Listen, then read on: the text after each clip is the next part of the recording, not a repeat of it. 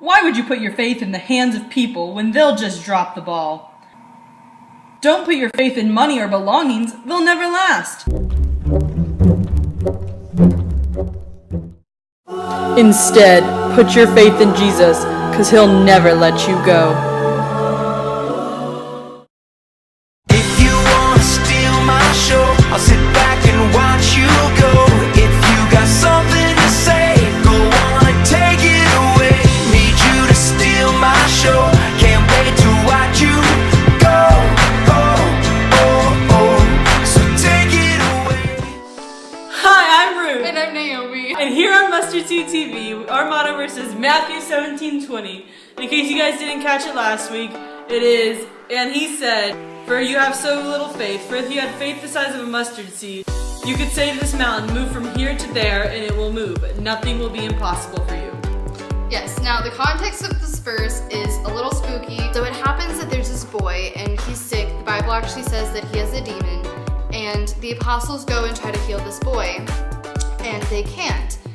And so the boy's father comes to Jesus and asks Jesus to heal him, and he's healed. Jesus is like, "Demon be gone," and the demon be gone.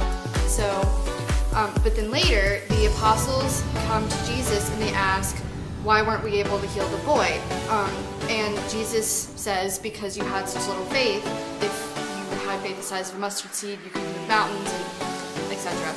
The reason that me and Ruth chose this verse is because right here, Jesus is saying the apostles lacked enough faith to be able to heal this boy, but if they had even like a small amount of faith, then they could do amazing things. Like if we act within God's will in faith, then we can do incredible things like move mountains or, influence the internet. That's a big deal. The apostles were really amazing men, and after the crucifixion and resurrection of Jesus Christ, they went and they spread the gospel all over the entire known world. There was also one other instance where one specific apostle lacked faith. So in Matthew 14, there's a story about Jesus and Peter walking on water. Now Jesus sends Peter and the other disciples out in a boat after he feeds the 5,000, and then the waters get a little bit rough. The wind's blowing, the waves are all like whoa, on the boat. They see this figure out in the distance just like on the water, and they're like, huh? What? What's going on? He comes closer and Peter's like, "It's Jesus!" And so that's where we pick up Matthew 14:27. But Jesus immediately said to them, "Take courage, it is I, don't be afraid." "Lord, if it's you," Peter replied, "tell me to come to you in the water." "Come," he said. Then Peter got down out of the boat, walked on the water, and came toward Jesus. But when he saw the wind, he was afraid and beginning to sink. Cried out, "Lord, save me." Immediately, Jesus reached out his hand and caught him. "You have little faith," he said. "Why did you doubt?" Now this ties in with the mustard seed verse, because Peter, one of the best friends of Jesus, lacked faith. He was walking on water. Like, how legit would that be? Just walking on water. Like, imagine seeing a fish or something, just be like, "Oh, hey, little fish." The disciples of Jesus, like they saw him in person, didn't have enough faith to trust Jesus to walk on water. Like, imagine if, like, even for a second, we had the amount of faith Peter had when he was on top of those waves, with the wind blowing him and the waves just crashing around him. He solely saw Jesus. And then when he looked away, when he saw the waves and he felt the wind, he panicked. He took his eyes off of Jesus. He took his eyes off of the prize, and he began to sink. But immediately, Jesus grabbed him, and that's one of my favorite parts of this and many other Bible stories. When we trip, when we fall, when we begin to sink, Jesus grabs us, and he will never let us go. So these are just a couple verses in the Bible, and there are many, about faith. And it's just incredible because the entire theme of the Bible is about loving God and him loving us, and about real trust, and just completely and totally placing all of our faith and trust in Jesus. Faith, trust, and Jesus dust. Alright, ready? Yeah. Can I trust you? Absolutely. Okay. Ready? Yeah. I made cookies!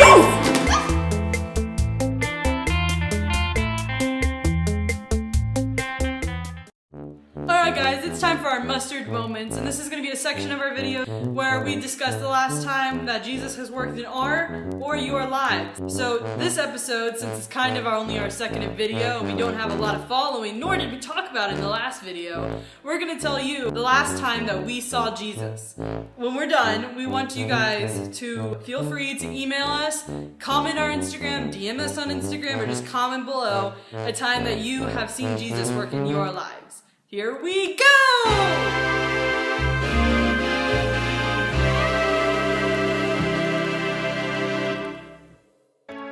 So my mustard moments come sort of frequently, and I'm not saying that God talks to me like way more than anyone else or anything. I'm not that special. I'm just like everyone else, but the way that I see God is through nature and just through really small things. Like when I see some really incredible like butterfly, or if I see like a cute little child or something like that. And I think the most recent of these things happening was when I saw sunset on my way home from church one night, and it was just so amazing. And it just so happens that my favorite color is like sunset purple. I sort of made up the name of that color because it's this purple that only happens in sunsets, and like in real life there's not like a computer version or a painting version. It was just so amazing because as I was driving home, nothing particularly special had happened that day. You know, I wasn't feeling particularly terrible or anything. I could just really see God. He really touched me through that gorgeous sunset, and He really just shows His love to me in the little things, because He takes so much care in creating such specific things and, you know, specific situations for me to land myself in. And He does the same for everyone if we just really look for it. And He doesn't have to do some miraculous thing, even though sometimes, you know, we would really appreciate that, for us to see Him on a day-to-day basis. So yeah, that's my mustard moment. So my mustard moment happened a few weeks ago, and before I get into it, I'm going to tell you a little background story. So I'm really into music. Like, music influences my entire mood. So when my car radio broke, it was awful. I mean, my mood went from up here to down here. And I'm not sure if you could see my hands, but in a split second. Now, my car radio at this time had been broken for about a week. So that morning, when I woke up, my alarm hadn't gone off, and it was my second day of college. Now, me, being a major nerd, completely freaked out. I got dressed in about 5 minutes. I'm not even sure what my hair looked like that day. And I was out the door. Bye, Dad! No breakfast, no nothing. And so I get to school, and luckily the teacher happens to be later than I am. So no harm, no foul.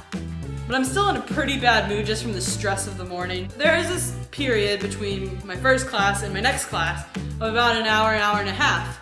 So I call my dad, I'm like, Dad, I'm starving, please, let me go get some breakfast, just put some money on my card or something. So he put some money on my card, and I head out to just go to McDonald's or something. And when I get there, they're closed down for remodeling. There's no warning of this on the website. There's no signs up like, oh, we're remodeling. You get there and it's like, oh, there's construction workers taking out the building. And so I pull into a parking lot and I'm just like, there's no other food around here. What am I gonna do? I call Dad again, my savior. I'm kidding. Jesus is my savior. But that specific day, Dad kind of saved my butt. And Dad's like, look, if you just go a little bit further, there's a biscuit place. You can just get a bacon biscuit because I love bacon really much. So before I even pull out of the parking lot, I just pray. I'm like, Jesus, I really just need to talk to you right now. I just need to worship you, hear some music. Please fix my radio. And when I press the music, the wonderful sounds of Jamie Grace, cue music. I'm a God girl, that's who I'll be. From the top of my head to the soles of my feet. No. Fill my car. I start bawling. I'm just like, and there was some weird like person who pulled up next to me in the parking lot, and they just kind of. So that was my mustard moment. Jesus kind of fixed my radio. Well, he didn't kind of. He did. Jesus fixed my radio in my car, and it's been running smoothly ever since. Thank you guys for watching. Please like, subscribe, and comment.